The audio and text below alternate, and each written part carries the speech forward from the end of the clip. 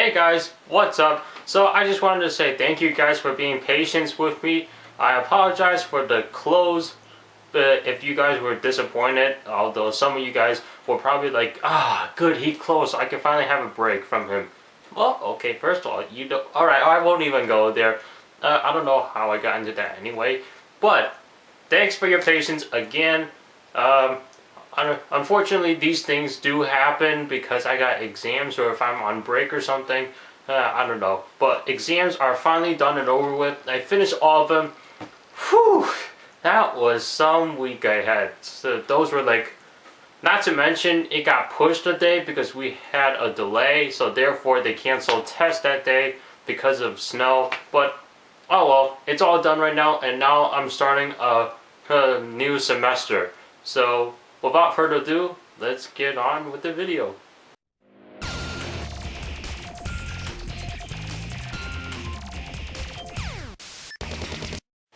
So video games is one of the most popular industries out there in the world. And you have multiple sides of video games. You have mobile gaming, alright? And you also have handheld gaming, which my PSP is sitting right there. But I think the main competitors, or the top two hot gaming systems out there, would have to be a gaming PC as well as a dedicated console gaming. So let's start out with PC gaming.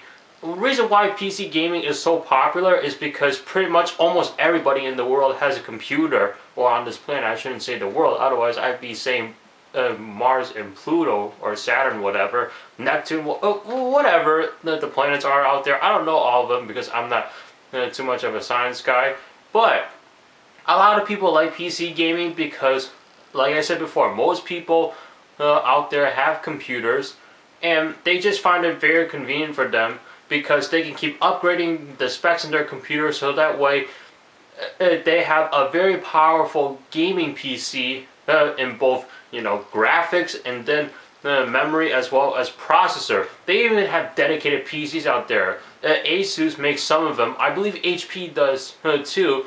But you also get like the basic PCs like mine, with a pretty decent NVIDIA GeForce graphics card in there. Then you got yourself a decent gaming PC, and then if you want to go all there, then get a dedicated gaming PC. But there are some of us, like me, who prefers consoles for their gaming. So in this case, I have an Xbox 360.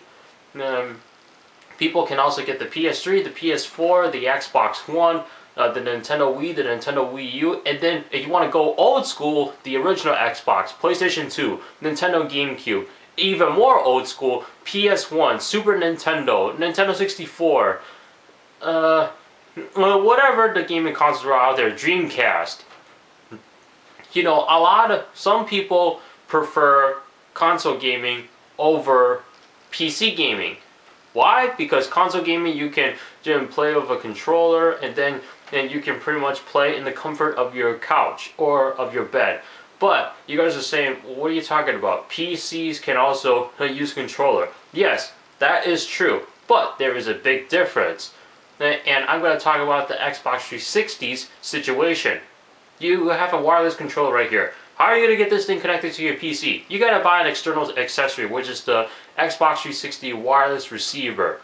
Alright, but the good thing is, most games that you play with the Xbox 360 controller is compatible, especially if you guys have Steam, I believe. Wait, I should rethink that. I'm not sure. I'm sure all games don't work with the Xbox 360 controller on Steam. I think most of them would, but some of the games, the controls are kind of off a little bit. And of course, you got to go through all this in order to configure your controls. Sometimes you have to go out of the program, download another application in order to get your configuration straightened out. Whereas with consoles, you open it up right out of the box, it's ready, and then it's just play and go. The PC, you could take these two and combine them together, and you can actually throw this one out if you don't need the mouse or the keyboard. But the thing is, there are extra steps. How do I know this? I've done this before.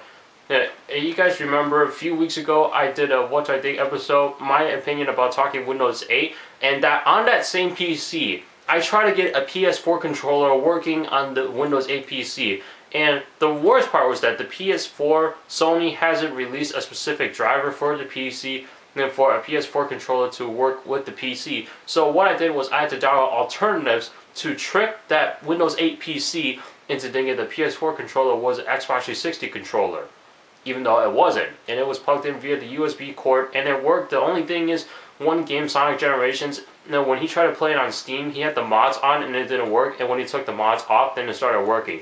So that's why, like, using a controller on a PC doesn't always mean you're gonna get the benefit like a console system. Why? Because when you're trying to connect the controller to a PC, you have to first install the drivers, or maybe they install automatically for you. But if you're trying to using like a certain type of controller, like the Xbox 360 controller, the PS4 controller, maybe the PS3, I'm not sure about that. I've never owned a PS3 controller or the console itself. But there are always going to be extra steps you're going to be taking into getting the controller working. But why do people go for PCs? Because they can keep upgrading. It's a lot more expensive than a console. I can tell you that right now. More expensive than the Xbox One, which runs you for $500, because a gaming PC can cost you thousands of dollars. Like, I checked some of the gaming PCs. Some of them cost a lot more than Apple's. Well, actually, I wouldn't say a lot more, but it's almost as close as Apple's Mac Pro, their most recent Mac Pro. But if you can get it for cheaper, that's great as well. Now, do I prefer? I'm more of a console person, and here's why. Because with consoles, I can play it anywhere. Like, I can sit on my couch and then just plug it up to my TV and then just play and go. Especially if I have a big screen TV. Whereas PC, I would have to be stuck to a desk, sitting up straight, making sure that my back isn't bended, and then play my game from there. Now, I could plug up my PC to my TV, just like I do with this Sony Vira here, and then play the game from there. But I just think that's more of a hassle. For me, if I want my computer connected to my TV, that's just for entertainment, such as like movies. Alright, or maybe use it as an extra screen. If I have my desk directly next to my TV, then I'll just use that as an extra monitor to take a look at between two screens on two separate windows. Alright, but for gaming, I'd rather just keep my console. And plus, to me, a PC is more for my general stuff, and if I want a game or something, I'd rather play it on a console.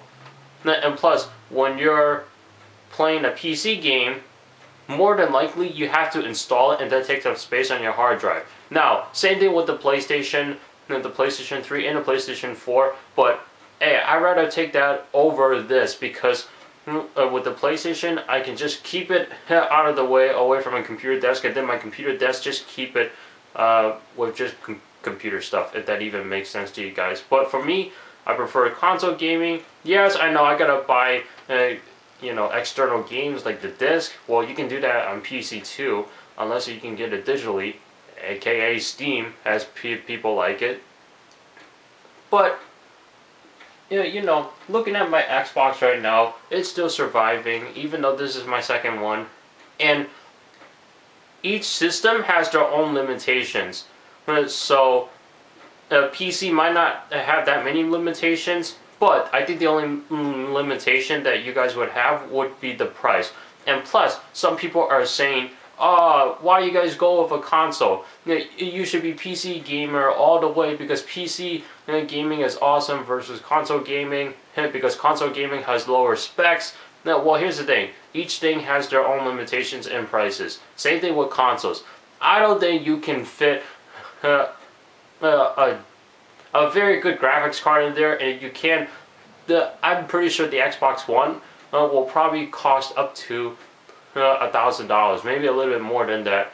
Same thing with the PlayStation. If Sony or Microsoft or any gaming company out there were trying to get a PC game, a gaming PC system into a little console, and then you gotta change the casing and all that, making it thinner, it's just gonna be a big bill on their on their supply list, and then you're paying for parts of it because they're going to charge you a lot more to get most of that money back so they can pay off for the parts. But what do you guys prefer? Do you prefer PC gaming or do you prefer console gaming? For me, I love my Xbox, and I'm going to continue with console gaming for a while. I don't see myself going to a PC gamer all time. And if I do play games on my PC, it'll probably just be like emulators or something, or I'll just use it to simply do my general task, and then for my game, I will use a dedicated gaming console. So that's it. Thank you so much for watching, and I'll see you guys in the next one. And I'm happy to be back. So take care, everybody.